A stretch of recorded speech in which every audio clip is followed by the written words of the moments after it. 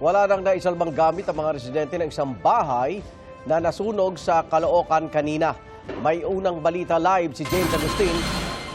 James! Igan alas 5:26 ng umaga na tuluyang maapula yung sunog na sumiklab sa dalawang palapag na bahay dito sa Maypaho, Caloocan.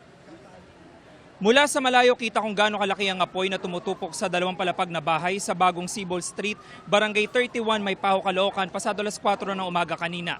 Itinasa Bureau of Fire Protection ang unang alarma. Nasa 25 fire truck ang rumisponde sa lugar. Sa malapitang kuha, binalot ang apoy at makapal na usok ang ikalawang palapag ng bahay. Ang ibang bumbero pumesto sa bubong para malapit ang makapagbuga ng tubig. Ligtas na nakalabas ang 3 magkakaanak na nakatira roon.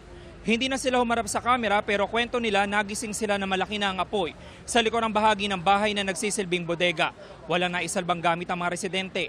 Hindi nadamay ang ibang bahay sa paligid nito dahil sa firewall. Napula ang sunog matapos sa mahigit 1 oras. Siguro mga 4:20 nakita ko malakas na yung malakas na yung apoy eh. Akala ko maraming nadamay, yung pala. Buti nakita namin may firewall. Magkabila yung bahay na nasusunog. Nakita namin na hindi makalabas yung apoy dahil sa laki ng firewall nila. Okay naman, nakalabas daw sila pagkatapos daw ng nakita nilang may sunog.